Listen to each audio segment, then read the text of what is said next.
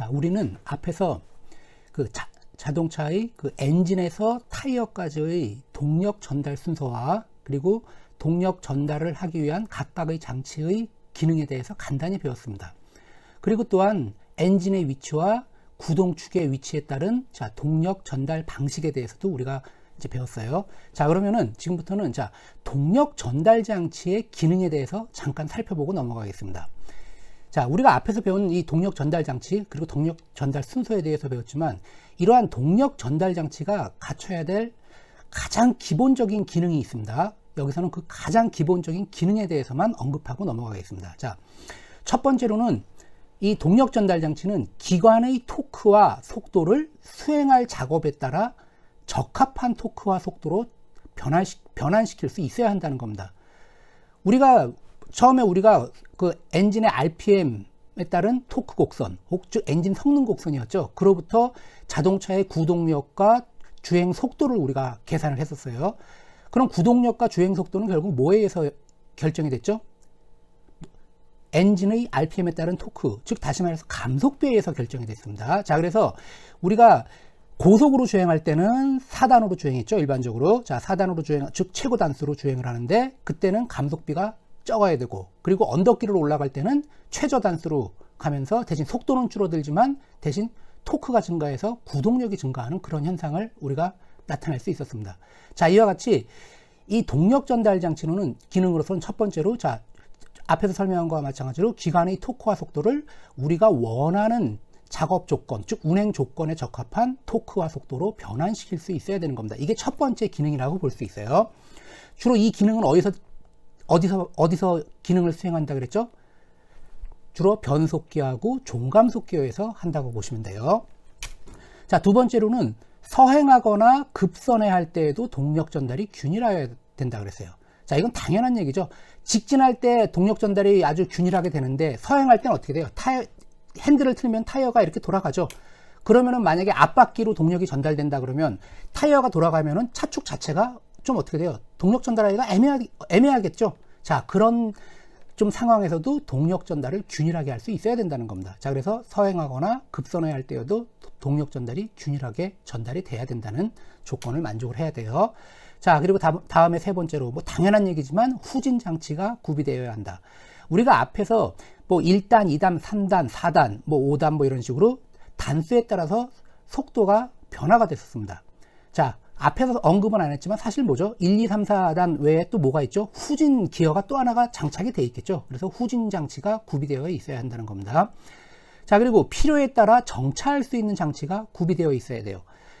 우리가 자동차를 운전하다가 신호등에서 정지를 했어요. 자, 그때마다 우리가 엔진 시동을 꺼버릴 수는 없잖아요. 즉 엔진은 돌아가는 상황에서도 우리가 정차를 할 수 있어야 돼요. 그 기능에 해당하는 게 뭐냐면은 변속기에서 1, 2, 3단 혹은 후진기어 요거를 제외한 중립이라는 게 있습니다. 그래서 중립으로 놓으면은 변속기에서 나가는 동력이 뭐죠? 추진축으로 나가는 동력을 변속기에서 차단해 버리는 겁니다. 그래서 엔진은 돌아가지만 타이어는 돌아가지 않게 되겠죠. 그래서 정차할 수 있고, 또는 그 앞 단계에서도 한번 또 할 수 있겠죠. 어떤 기능이 있다 그랬죠? 클러치에서 동력을 연결했다 끊어줬다 할 수 있다 그랬습니다. 자, 그래서 클러치를 끊어줌으로써 우리가 또 엔진을 멈추지 않고 차량을 정차할 수 있는 그런 기능을 할 수 있다는 겁니다. 그래서 필요에 따라 정차할 수 있는 장치가 구비되어 있어야 하는 겁니다. 자, 다음에는 동력 전달 장치의 성능이에요. 자, 동력 전달 장치의 성능은 물론 엔진의 큰 회전력을 결국 최종 구동축으로까지 이 동력 전달 장치가 파괴되지 않고, 즉 충분한 내구력을 가지고 동력을 전달해야 되겠죠. 그건 당연한 얘기입니다. 자, 그걸 떠나서 또 하나는 뭐죠?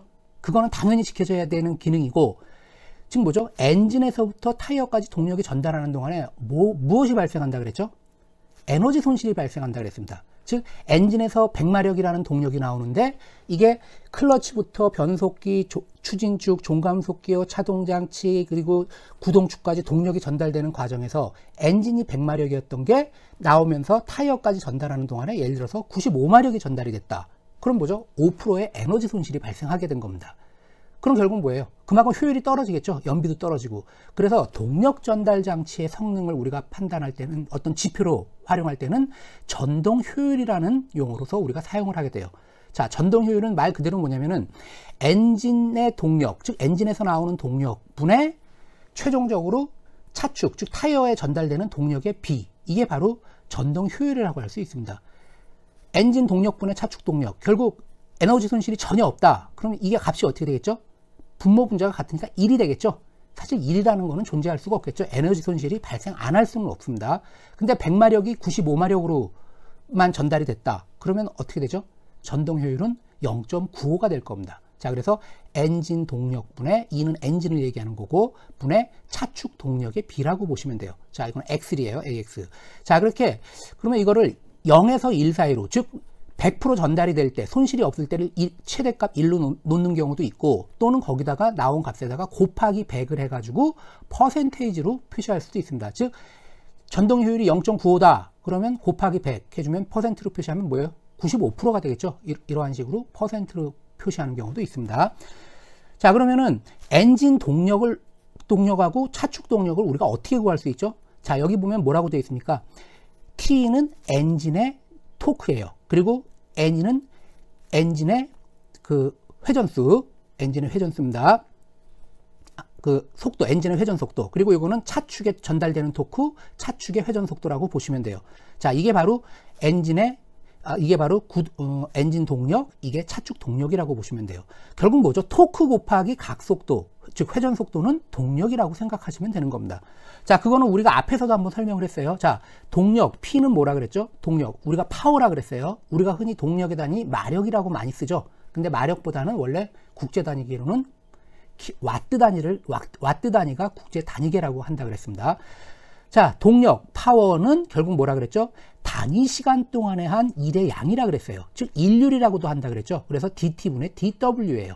그러면 w는 1이니까 뭐죠? 1은 힘 곱하기 이동한 거리. 그래서 fs를 쓸 수 있고, 자, 그 다음에 요거는 어떻게 되죠? f는 밖으로 빠지면은 ds, 즉 dt분의 ds 이렇게 쓸 수 있어요. 자, 이게 뭐죠? 이동한 거리를 시간으로 나눠준 거. 이게 바로 속도죠. 결국 동력은 힘 곱하기 속도로 이렇게 표현할 수가 있습니다. 자, 그리고 타이어는 어떻게 돼요? 이렇게 돌아가면서 원주가 지면하고 닿으면서 회전을 하죠. 즉 원주 속도, 즉 원둘레 속도는 어떻게 계산하죠? 원운동이죠. 원운동 속도는 우리가 R 오메가로 우리가 보통 표현을 합니다. R은 타이어의 반경에 해당할 테고, 그리고 오메가는 뭐죠? 타이어의 각속도가 되겠죠. 자, 그러면 결국 FR은 결국 뭐죠? 토크죠. 그래서 토크에다가 각속도를 곱한 게 동력이 된다는 겁니다. 자, 그래서 전동 효율은 조금 전에 얘기했지만 엔진 동력분의 차축 동력의 B인데, 엔진 동력은 엔진의 토크에다가 엔진의 각속도, 그리고 차축 동력은 차축에 전달되는 토크분의 차축의 회전 속도, 요 비로 해서 우리가 전동 효율을 구할 수가 있습니다.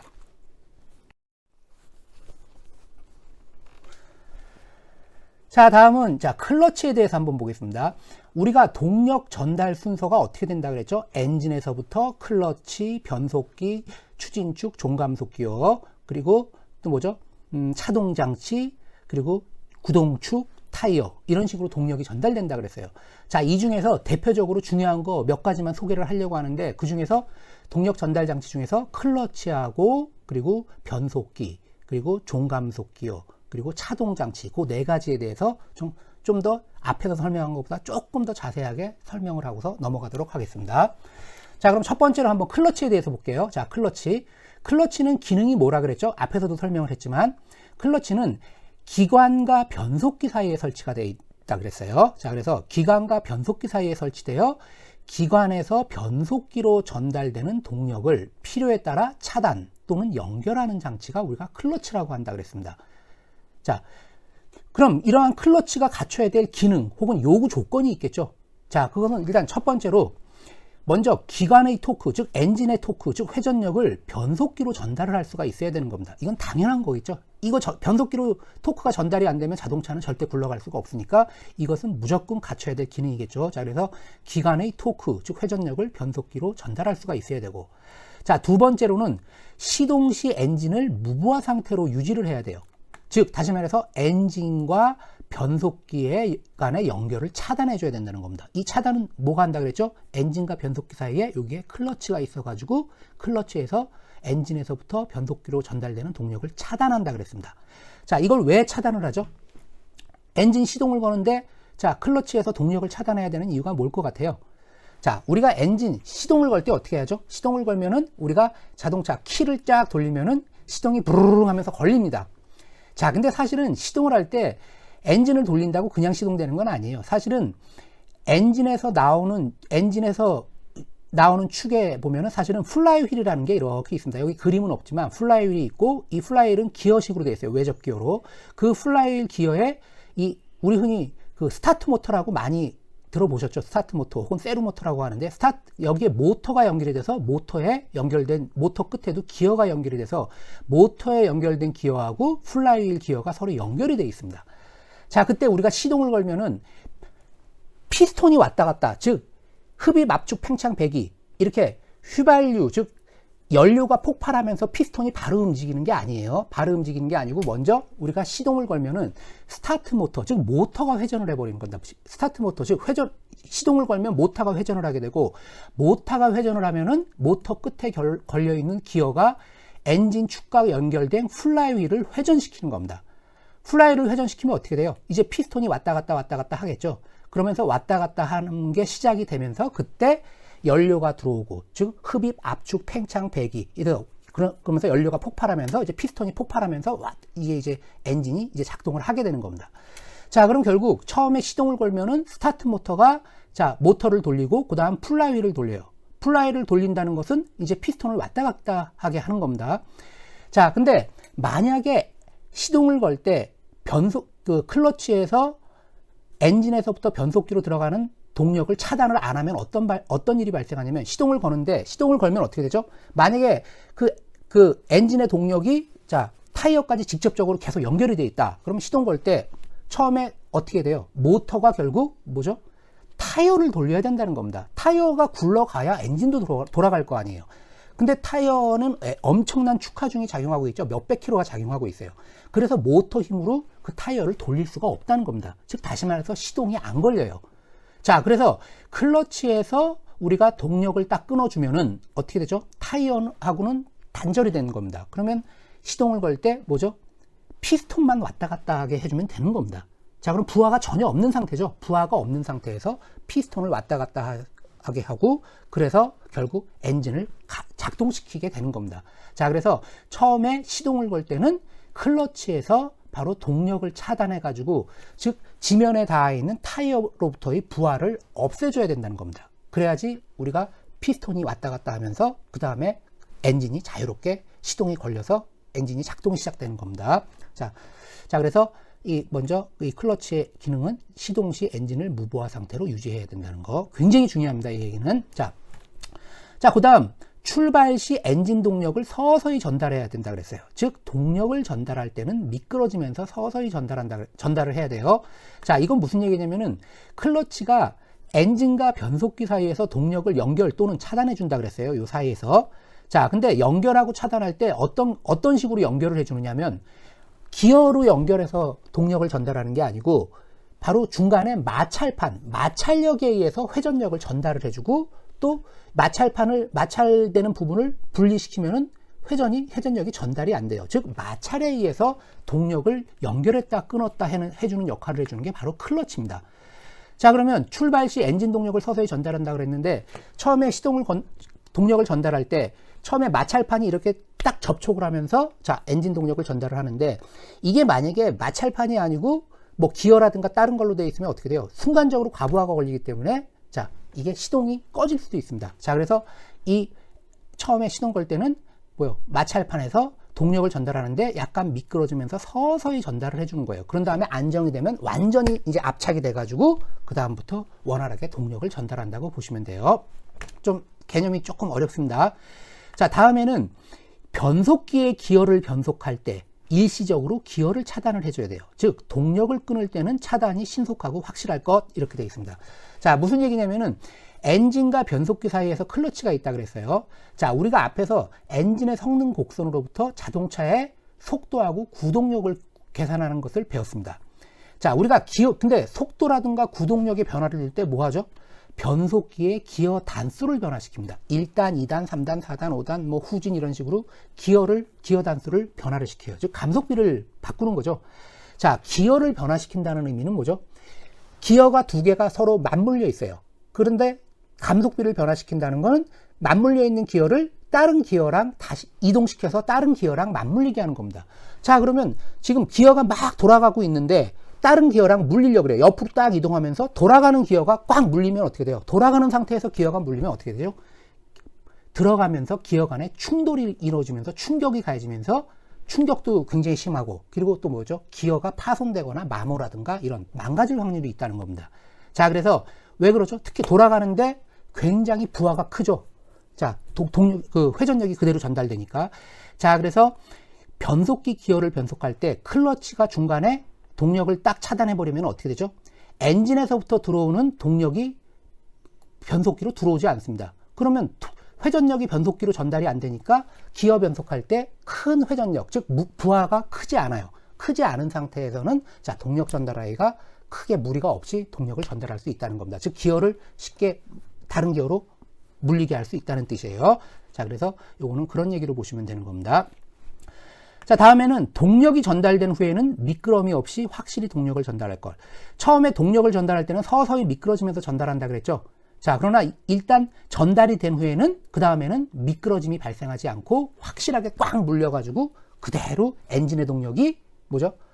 클러치를 통해서 변속기로 그대로 전달이 돼야 된다는 겁니다. 그대로. 자, 그 얘기를 보시면 돼요. 자, 다음에는 또 기관을 정지하지 않고 차량을 정차할 때 사용한다 그랬어요. 앞에서도 한번 클러치의 기능에 대해서, 동력 전달 장치 기능에 대해서도 설명을 했었죠. 우리가 막 자동차를 주행하다가 어디에 정차할 때 엔진을 끄지 않고도 자동차가 서 있어야 될 때가 있죠. 그때 기관을 정지하지 않고 차량을 정차할 때도 사용합니다. 왜? 클러치를 엔진과 변속기 사이에서 클러치의 동력을 딱 끊어버리면은 뭐죠?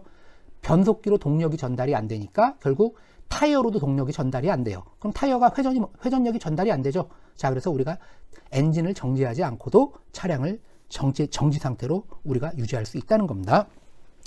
그리고 마지막으로 자, 동력 전달 능력, 즉 토크죠. 회전력. 동력 전달 능력이 충분할 것, 이렇게 돼 있어요. 자, 이것은 클러치는 엔진의 동력을 변속기로 전달하는데 기어로 그냥 물리는 게 아니라 뭐죠? 마찰력에 의해서 동력을 전달한다 그랬어요. 자, 근데 마찰력이 굉장히 낮으면 어떻게 돼요? 즉, 마찰판이 굉장히 마찰 계수가 낮다든가, 마찰판의 능력이 낮으면 어떻게 되죠? 엔진은 회전력이 굉장히 큰데 마찰판에서 마찰 능력이 적으면 어떻게 돼요? 슬립이 발생하면서 막 헛바퀴가 돌겠죠? 미끄러져요. 자, 그러면 동력이 충분히 전달이 안 될 겁니다. 자, 그래서 이 클러치는 엔진의 동력이 변속기로 전달이 되는데 이런 동력을 전달하는 능력이 충분히 커야 된다는 겁니다. 자, 요게 바로 이제 클러치의 기능 및 요구 조건이라고 할 수 있어요. 물론 이거 말고도 나열하려고 하면 굉장히 많을 수 있겠죠. 자, 그 중에서 근데 대표적인 것만 몇 개를 이렇게 나열을 했습니다.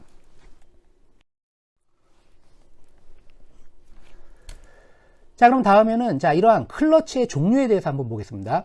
제가 여기서 클러치는 지금 두 개만 이렇게 나왔지만 사실은 또 여러 개가 또 있어요. 자, 좀 대표적인 것만 이제 여기다 표시를 했습니다. 자, 클러치의 종류는 크게 보면은 마찰 클러치, 뭐 유체 클러치라는 게 있어요. 뭐 이거 말고 뭐 전자식 클러치도 있고 막 그렇습니다. 자, 근데 하여튼 마찰 클러치, 유체 클러치 제가 두 개만 여기다가 표시를 했습니다. 자, 마찰 클러치하고 유체 클러치가 있는데 말 그대로 마찰 클러치는 뭐예요? 아까 조금 전에 클러치는 마찰을 이용해서 동력을 연결하고 끊어주고 한다 그랬죠. 즉 마찰력을 이용해서 동력을 단속하는 게 마찰 클러치고, 그 다음에 유체 클러치는 마찰력이 아니라 중간에 유체가 있어가지고 유체를 이용해서 동력을 끊어줬다 연결해줬다 하는 게 유체 클러치라고 보시면 돼요. 자, 그리고 마찰 클러치는 뭐 대부분 보면 원판식입니다. 뭐 원판식도 있고 뭐 다른 식도 있어요. 자, 원추식도 있고 그런데 여기서는 이제 원판식만 주로 다루겠습니다. 가장 기본적인 클러치라고 보시면 돼요. 원판은 뭐죠? 동그란 판이라는 거죠. 얇은 판으로 되어 있는 판이라고 보시면 됩니다. 그리고 그 판의 양쪽은 마찰 계수가 높은 어떤 재료가 이렇게 페이싱으로 이렇게 되어 있습니다. 자, 이런 마찰 클러치는 주로 원판식인데 이거는 크게 보면은 코일 스프링식하고 다이어프램 스프링식 두 가지가 주로 있어요. 그리고 이 코일 스프링 방식이든 다이어프램 스프링 방식이든 간에 기계식하고 또 유압식이 있습니다. 기계식은 주로 뭐냐면 우리가 케이블로에서 잡아당겨 가지고서 자, 기능을 하는 방식이라고 할 수 있고, 그리고 유압식은 우리가 유압을 이용해서 한다고 보시면 돼요. 자, 다음에 이제 유체 클러치는 뭐 유체 커플링 혹은 토크 컨버터라고 되어 있는데, 요것은 지금 요 클러치에 대해서는 설명은 안 하겠습니다. 왜냐면 지금 제가 이제 클러치 설명은 아주 클러치의 작동 원리, 즉 기본적인 것만 여러분들한테 그냥 설명하고 넘어갈 거예요. 근데 이제 유체 커플링하고 토크 컨버터는 굉장히 복잡합니다. 그리고 개념도 좀 완전히 틀려요. 근데 클러치의 원리를 알기에는 그냥 마찰 클러치가 가장 여러분들이 일반적으로 클러치의 개념을 이해하기가 쉽기 때문에 요번 클러치에 대한 강의는 요 마찰 클러치에 대해서만 설명을 하게 될 겁니다.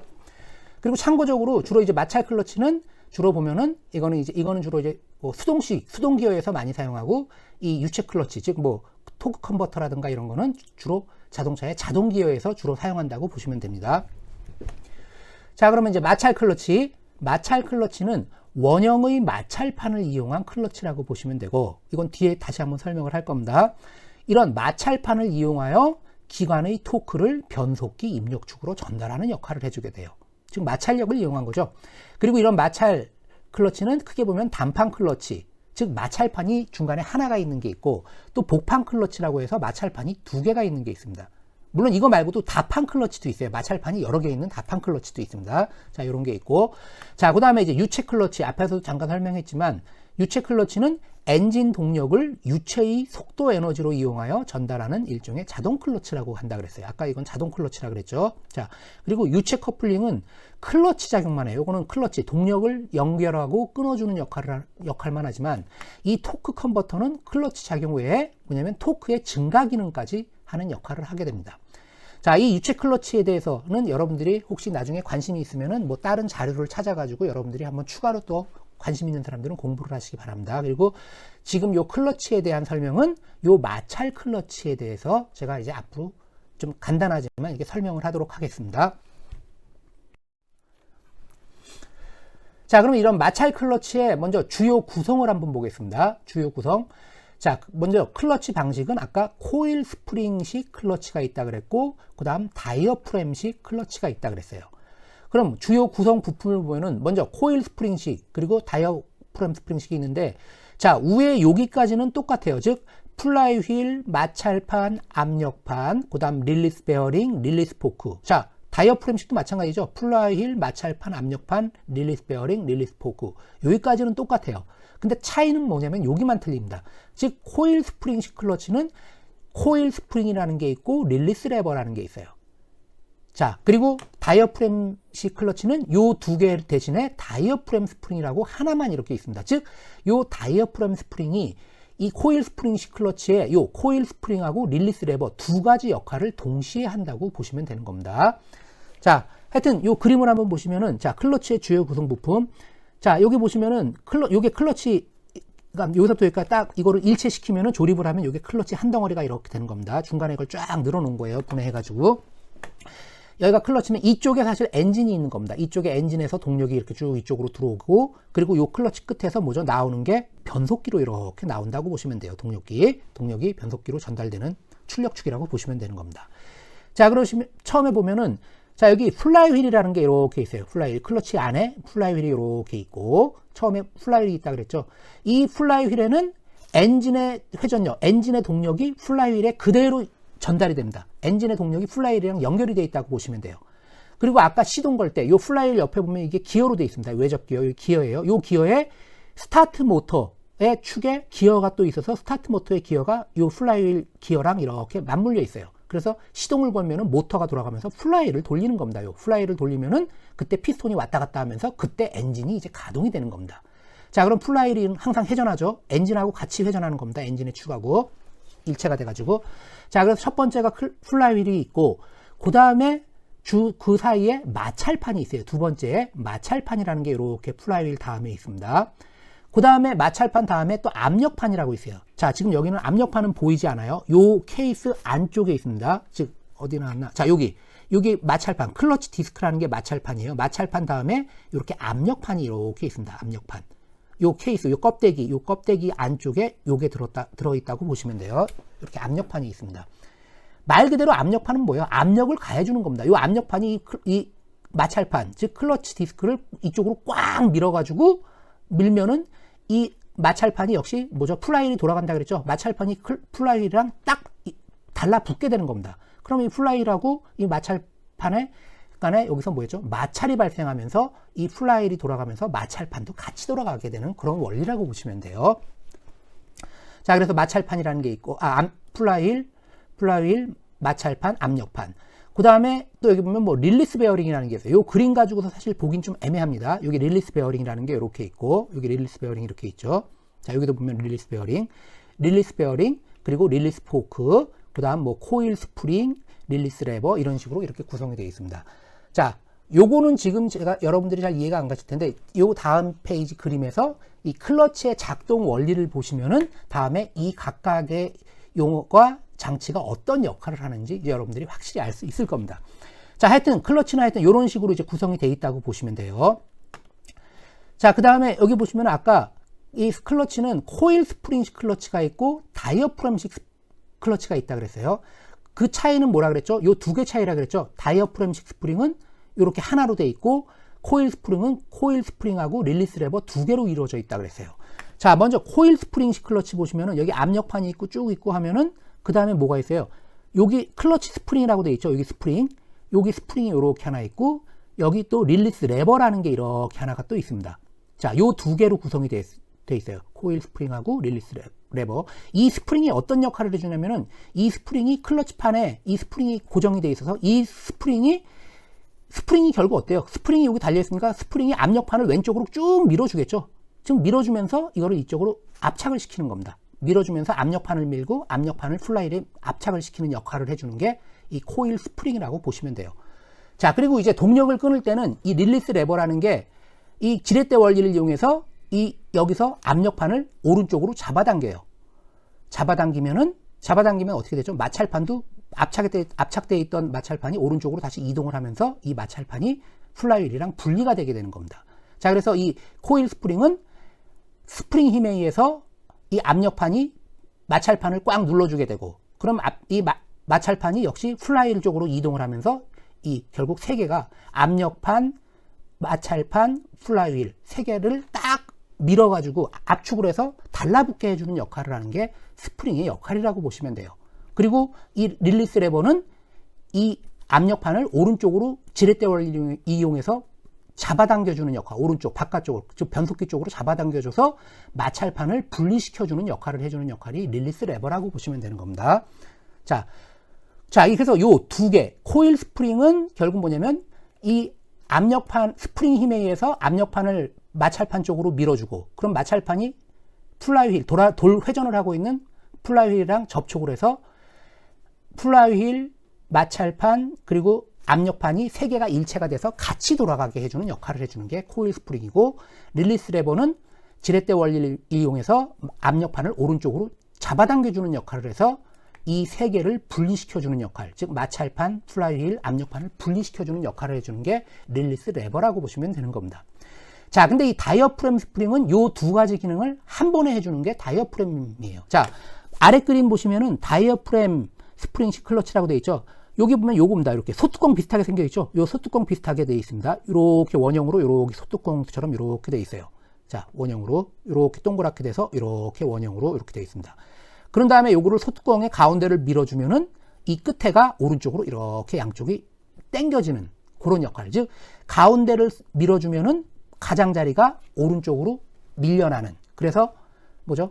압력판을 잡아당겨주는 역할을 해주고, 그리고 이 가운데를 밀지 않을 때는 이 소뚜껑이 압력판을 밀어주는 역할을 하면서 이 다이어프램 요 장치 요 하나가 바로 코일 스프링하고 릴리스 레버 두 개의 역할을 동시에 한다고 보시면 되는 겁니다. 자, 지금 설명이 굉장히 어려워요. 이 그림 자체가 명확하지 않기 때문에. 자, 요것은 여러분들이 요 다음 페이지에서 이 클러치의 작동 원리를 보면서 여러분들이 이제 확실히 좀 이해할 수 있을 겁니다. 자, 그럼 클러치의 구조 및 작동 원리에 대해서 좀 더 자세히 살펴보도록 하겠습니다. 그 첫 번째로서는 자, 기계식 클러치, 즉 여기서는 케이블식이에요. 케이블로 잡아당기면서 자, 동력을 차단하고 연결하는 클러치라고 보시면 돼요. 자, 기계식 클러치의 구조와 작동 원리에 대해서 알아보도록 하겠습니다. 자, 여기 지금 이렇게 근사한 그림이 이렇게 쫙 나타나 있죠. 사실 교과서에 있는 아까 그림 가지고서 설명하려고 하면 설명하기가 굉장히 애매해요. 그래서 제가 요 다른 데서 자료를 제가 가져왔습니다. 자, 요 자료는 어디서 가져온 자료냐면은, 자, 클러치의 구조 및 작동 원리라고 해서, 자, 요거 셰시 애니메이션이라는 이 어떤 그 출판사에서 나온 애니메이션 프로그램입니다. 이렇게. 자, 그리고 애니메이션 프로그램인데 요 강주원이라는 사람이 쓴 자료고, 그리고 이거 골든벨에서 나온 자료예요. 자, 출판사는 골든벨입니다. 요거는 우리가 사면 책으로 나오는 게 아니라 책은 얇고 USB로 이렇게 파일이 있습니다. 그 파일에 그 동영상, 거기서 보면 동영상이 쭉 나와 있는데 이 그림이 있고, 이걸 클릭을 하면 이게 작동하는 게 그냥 쭉 애니메이션으로 이렇게 나오게 되어 있습니다. 하여튼 자료가 굉장히 잘 나와 있어요. 그래서 제가 이제 좀 여러 자료를 찾아봤지만 가장 그래도 좀 설명이 가장 실제로 실습하는 것만큼 이렇게 설명이 너무 잘 나와가지고 그림이, 그래서 제가 이 자료를 가져왔습니다. 그리고 이제 참고적으로 이 사람이 이렇게 출판사에서 나온 책이지만 또 여기 이 사이트가 있습니다. 이 강주원이란 분이 자, 사이트를 만들었어요. 강주원의 홈이라고. 여기 아래 주소가 나와 있죠. 사이트 주소가 있는데 여기 들어가 보시면은 요런 이 셰시 애니메이션 뿐만이 아니라 뭐 자동차에 관련된 여러 가지 장치가 이렇게 그림으로 나와 있고, 그리고 클릭하면은 작동되는 것까지 우리가 애니메이션으로 볼 수 있도록 자세하게 나와 있습니다. 여러분들이 제가 이제 강의 설명은 요거 가지고 하지만 여러분들이 추가로 더 궁금한 사람은 이 사이트에 들어가 가지고 한번 요걸 들어가서 이 클러치뿐만 아니라 뭐 엔진도 있고 변속기도 있고 뭐 종감속 기어, 차동 장치, 여러 가지 장치에 대한 게 다 나와 있습니다. 그래서 제가 앞으로 요 클러치, 변속기, 종감속 기어, 차동 장치 이런 거 설명할 때, 자, 요 자료에서 나와 있는 거, 그리고 요 강주원의 자동차 홈, 여기 들어가 있는 자료를 제가 인용해서 이렇게 한 겁니다. 그러니까 여러분들이 궁금한 사람은 자, 요 강의 끝나고 나서라도 여기 들어가서 직접 한번 확인을 해 보시기 바랍니다. 요거는 물론 책을 사셔야 돼요. 요 자료를 사셔야 되고, 여기 홈페이지 들어가 보시면은 여러분들이 직접 클릭을 해 가지고 작동되는 그 모습을 애니메이션으로 볼 수가 있습니다. 자, 이거 참고하시기 바라고. 자, 그럼 요거 가지고 일단 한번 설명을 해 볼게요. 자, 먼저 기계식 클러치의 구조와 작동 원리라 그랬죠. 자, 여기 이제 구조가 어떻게 되어 있습니까? 자, 여기 엔진이 이렇게 있죠. 엔진이 있어요. 자, 엔진 실린더가 4개니까 일단 4기통 엔진이죠. 뭐 흡입, 압축, 팽창, 배기가 순차적으로 되면서 엔진, 이게 엔진 피스톤이 있고, 여기 커넥팅 노드, 뭐 크랭크 축 해서 요 축으로, 자, 엔진의 회전력이 이렇게 클러치로 전달이 되고 있습니다. 자, 전달이 되고, 그럼 이 클러치가 뭐라 그랬죠? 엔진의 동력을 변속기로 연결 또는 차단한다 그랬죠? 그래서 엔진의 동력이 나오고, 여기 중간에 클러치가 이렇게 있고, 그 다음 클러치에서 나오면은 바로 뭐가 연결이 되어 있죠? 변속기랑 연결이 되어 있습니다. 이렇게 변속기. 그리고 변속기의 뭐 기어 단수, 어떤 기어를 물리느냐에 따라서, 자, 기어가 1단, 2단, 3단, 4단, 혹은 후진, 이런 식으로, 자, 각각 단수별로 동력이 전달돼서 결국 뭐죠? 여기를 거쳐서 종감속 기어로 이렇게 연결이 될 겁니다. 자, 요게 이제 엔진, 클러치, 변속기의 구조라고 보시면 돼요. 자, 근데 지금은 이제 클러치에 대한 설명을 하는 거니까, 자, 첫 번째로 엔진의 동력을 변속기로 전달할 때에 대해서 한번 보겠습니다. 자, 지금은 여러분들 보시면은 자동차가 거의 대부분이 오토예요. 그러나 어떤 자동차 매니아라든가 정말 고급차 같은 경우 보면 아직도 스틱이 많죠. 수동이라고 하죠. 그러면은 거기에는 밟을 때 오른쪽으로 보통 운전할 때 보면은 오토는 보통 브레이크하고 뭐가 있죠? 엑셀레이터가 있지만, 자, 수동은 브레이크 옆에 클러치 페달이 또 하나가 있습니다. 자, 그럴 때 클러치 페달을 밟느냐 안 밟느냐에 따라서 동력을 변속기로 전달하거나 끊거나 그게 결정이 된다고 생각하시면 돼요.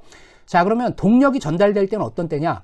클러치 페달을 안 밟고 가만 놔둘 때가 바로 동력이 전달될 때예요. 자, 그래서 엔진의 동력을 변속기로 전달할 때, 그때는 클러치 페달을 밟지 않고 가만 놔둘 때, 이게 바로 엔진의 동력을 전달할 때라고 보시면 돼요. 자, 그래서 첫 번째로 클러치 페달을 놓고 있어요. 자, 지금 클러치가 어떻게 되어 있습니까? 여기 보시면은 앞에서도 한번 간단히 설명했지만, 자, 엔진에서 동력이 나오면은, 자, 맨 처음에 요게 뭐냐면 왼쪽에 있는 판, 요게 플라이휠입니다. 플라이휠 은색으로 되어 있죠. 은색으로 이렇게 되는데 이게 플라이휠이고, 옆에 또 뭐가 있어요? 이렇게 줄이 이렇게 가 있죠. 이게 뭐냐면 기어라는 뜻이라고 보시면 돼요. 플라이휠 옆에는 외접 기어로 해서 기어가 달려 있다 그랬죠. 그리고 이 기어에 뭐가 있다 그랬죠? 스타트 모터에 기어가 달려서 그 스타트 모터로 이 플라이휠을 돌린다고 생각하시면 되는 겁니다. 물론 그거는 시동 걸 때만 써요. 그 다음에 엔진이 이제 정상적으로 돌아가면 이제 스타트 모터는 그 역할을 안 하게 되는 겁니다. 그 다음부터 엔진의 힘으로만 이제 플라이휠이 돌아가게 돼요. 자, 그래서 첫 번째 클러치 안에 보면은 플라이휠이 이렇게 있고, 가운데 노란색이 뭐냐면은 이게 마찰판입니다. 마찰판이고, 이 양면에는 결국 뭐죠? 마찰 계수가 높은 어떤 재료로 이렇게 어떻게 포장이 돼 있겠죠. 자, 마찰판이 있고, 그 다음에 오른쪽 파란색, 이게 바로 압력판입니다. 압력판. 이 압력판이 마찰판을 오른쪽에서 왼쪽으로 꽉 밀어줘요. 그럼 이 마찰판이 뭐죠? 플라이휠이랑 역시 꽉 붙어서 요 세 개가 압착이 돼서 꽉 눌려지게 되는 겁니다. 그럼 어떻게 되죠? 플라이휠이 돌아가니까 마찰판도 돌아가고, 그 다음 역시 압력판도 같이 돌아가겠죠. 세 개가 같이 돌아가요. 자, 이렇게 돌아가는 겁니다. 그리고 이 축에서 가운데 클러치에서 축이 하나가 이렇게 나와 있죠. 축이 이렇게 나와 있고, 그 다음 이게 변속기로 연결이 돼 있어요.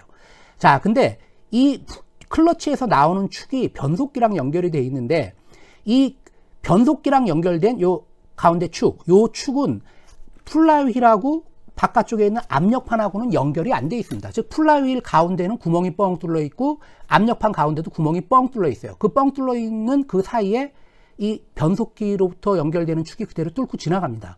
자, 근데 가운데 마찰판에는 어떻게 되어 있냐면, 마찰판에는 이 변속기로부터 들어오는 요 축이 마찰판하고 연결이 되어 있어서 같이 회전한다고 보시면 돼요.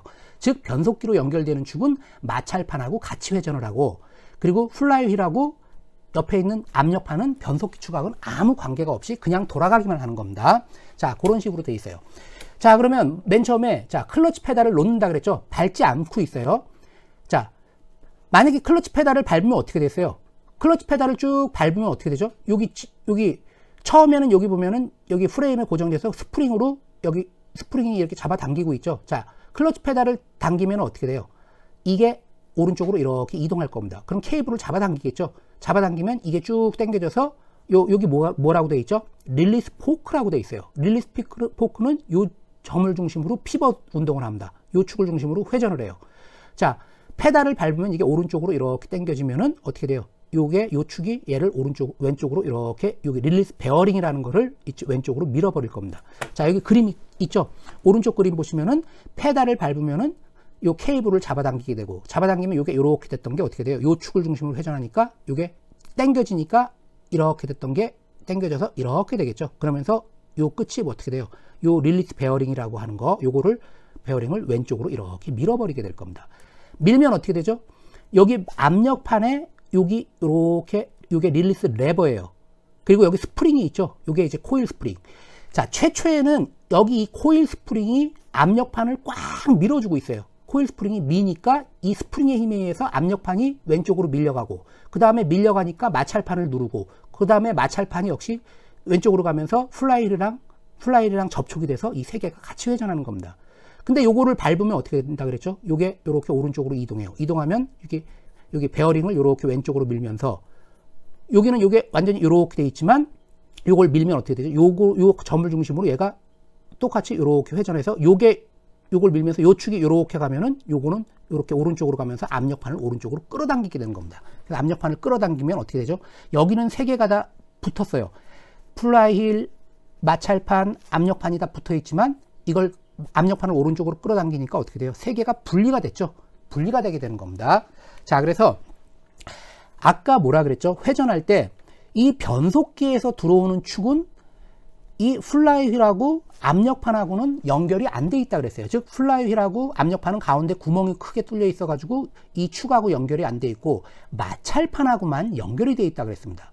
자, 그래서 왼쪽 같은 경우는 자, 세 개가 다 붙어 있으니까 플라이휠이 돌면은 이 마찰력에 의해서 자, 뭐죠? 이 마찰판도 같이 회전을 해요. 마찰판이 회전하니까 결국 어떻게 되죠? 요 축도 회전을 하면서 이게 변속기로 전달이 되는 겁니다. 자, 근데 요걸 밟으면 어떻게 되죠? 이게 쭉 분리가 되니까 다 떨어져요.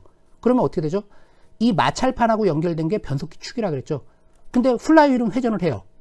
그리고 사실 압력판도 사실 계속 회전을 합니다. 왜? 압력판은 이 플라이휠이랑 같이 한 몸체로 같이 회전을 해요. 자, 근데 결국 변속기 축이랑 연결된 마찰판은 가운데 붕 떠버렸으니까 얘는 회전을 안 하고 가만히 있게 되는 겁니다. 그럼 결국 뭐죠? 마찰판이 회전 안 하면은 플라이휠은 회전하지만 마찰판이 회전 안 하기 때문에 결국 뭐죠? 변속기로 들어가는 동력, 이 축은 회전을 안 해서 동력이 끊어지는 역할을 해준다는 겁니다. 자, 그럼 다시 한번 이제 처음부터 읽어볼게요. 제가 설명은 일단 다 했습니다. 자, 먼저 클러치 페달을 놓은 상태, 놓으면은 클러치 스프링의 장력에 의하여, 자, 요 클러치 스프링의 장력에 의하여 이게 뭐죠? 이 압력판을 왼쪽으로 꽉 밀어줘요. 자, 그래서 클러치 스프링의 장력에 의하여 압력판이 왼쪽으로 밀어져서 클러치 디스크를 플라이휠에 압착시켜 플라이휠과 함께 회전하게 되는 겁니다. 그죠? 이렇게 마찰판이 플라이휠과 함께 회전을 해요. 자, 그리고 이러한 가운데 있는 클러치 디스크가 마찰판이에요. 클러치 디스크는 변속기 입력축, 여기 변속기 입력축의 스프라인에 설치되어 있으므로, 이 스프라인이라는 건 뭐냐면 여기 보면 이렇게 기어식으로, 이 축에 기어식으로 이렇게 돼 있죠. 홈이 파져 있어요. 이 홈이 파져 있고 그 홈에 여기 이 마찰판에 같이 홈이 파져서 서로 물려 있게 돼 있는 겁니다. 스프라인으로 의해서. 하여튼 물려 있는 장치라고 보시면 돼요. 물려 있게 하는. 자, 변속기 입력축의 스프라인에 설치되어 있으므로 클러치 디스크가 회전하면 엔진의 동력이 변속기로 전달이 된다는 겁니다. 이게 바로 이제 클러치 페달을 놓은 상태에서, 자, 엔진의 동력이 클러치를 통해서 변속기로 동력이 전달되는 과정이라고 보시면 돼요. 자, 다음은 동력을 차단할 때입니다. 제가 앞에서 요거까지 사실 같이 설명을 했어요.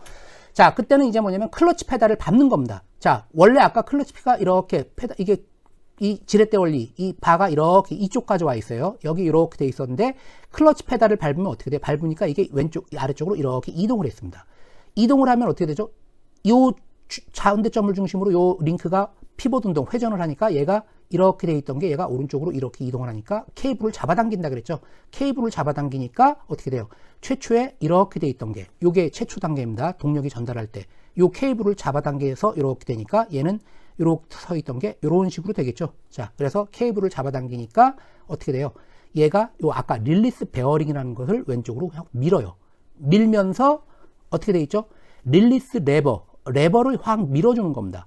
밀어주면서 이 릴리스 레버는 요 점을 중심으로 피봇 운동을 한다고 보시면 돼요. 이게 이렇게 내려가면 여기 릴리스 레버 요쪽 양 사이드는 어떻게 되어 있죠? 압력판이랑 고정이 되어 있습니다. 얘가 이렇게 되면 오른쪽이 릴리스 레버의 위쪽은 오른쪽으로 이동하면서 압력판을 오른쪽으로 잡아당기게 되는 겁니다. 자, 압력판을 잡아당기니까 어떻게 돼요? 여기 공간이 이렇게 뜨죠? 그럼 결국 어떻게 되죠? 압력판이 뜨니까 결국 마찰판도 뜨고 그 다음 플라이휠도 뜨고 세 개가 분리가 되는 겁니다. 자, 그럼 이 상태에서는 뭐죠? 플라이휠은 회전을 해요. 물론 압력판도 회전을 합니다. 압력판이 회전을 하면, 압력판은 이 플라이휠을 회전하는 거랑 일체형으로 되어 있어요. 여기선 떨어져 있는 형태로 되어 있지만 실제로는 서로 연결이 되어 있습니다. 압력 플라이휠 회전하고 압력판도 회전을 해요.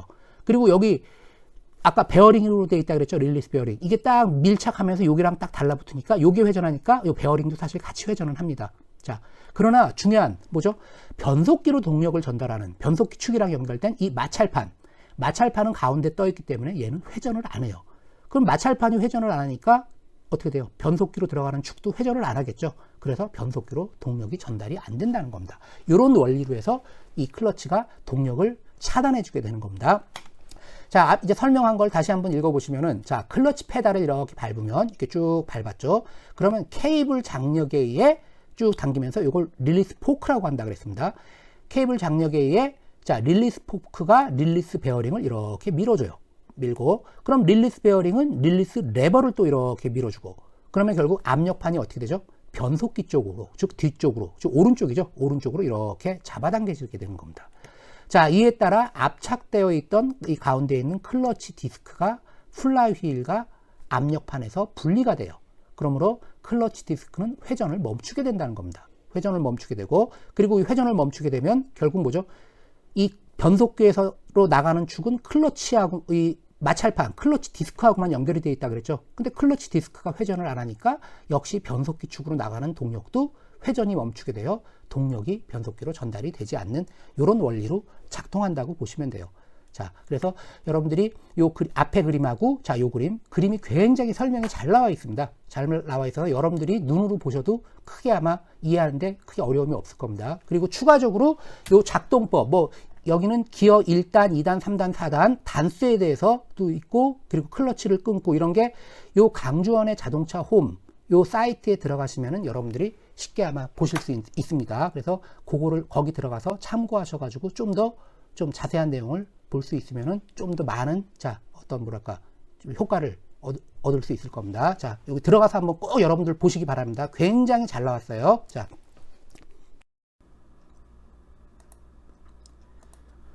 자, 이 화면은 제가 앞에서 설명드린 자, 이 강주원의 자동차 홈이라는 자, 사이트를 보여주고 있습니다. 자, 우리가 이제 인터넷에서 뭐 네이버든 뭐 다음이든 이 강주원의 자동차 홈 혹은 아니면 이 주소를 쳐가지고 우리가 이제 쳐서 들어가 보시면은 자, 화면에 이렇게 뜨고 자, 이 중에서 자, 셰시 구조 애니메이션을 클릭하면은 자, 이와 같은 이렇게 화면이 뜨게 되어 있습니다.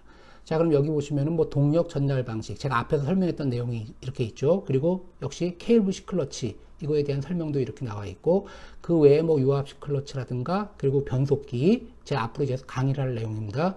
자, 변속기에 대해서도 이렇게 설명이 이렇게 그림이 이렇게 나와 있습니다. 자, 그래서 여기 들어가셔가지고 우리가 원하는 항목을 클릭을 하면은 이러한 동력 전달 장치 각각에 대한 구조가 그림으로 아주 자세히 이렇게 설명이 그림으로 나와 있고, 그리고 또 클릭을 함으로써 이게 작동하는 모습을 우리가 애니메이션으로 이렇게 볼 수가 있습니다. 여러분들이 이제 제 강의를 다 듣고 나면은 이 사이트를 한번 들어가셔가지고 여기서 각각의 항목을 자 클릭해서 애니메이션을 여러분들이 직접 눈으로 보시면은 아, 이 작동 원리가 이렇게 되는구나 라는 것을 여러분들이 쉽게 이해할 수 있습니다. 자, 그래서 이 사이트를 소개하는 것은 아주 이 동력 전달 장치에 대한 구조 그리고 작동 원리가 굉장히 그래픽이 아주 보기 쉽게 이렇게 설명이 되어 있고, 그리고 또한 애니메이션을 통해 가지고 여러분들이 이 작동 원리를 손쉽게 이해할 수 있기 때문에 자, 이 사이트를 소개하니까 자, 나중에 여러분들이 시간이 되시면은 자, 이 사이트에 들어가 가지고 자, 이 동력 전달 장치의 내용을 여러분들이 다시 한번 자, 확인해 보시기 바랍니다.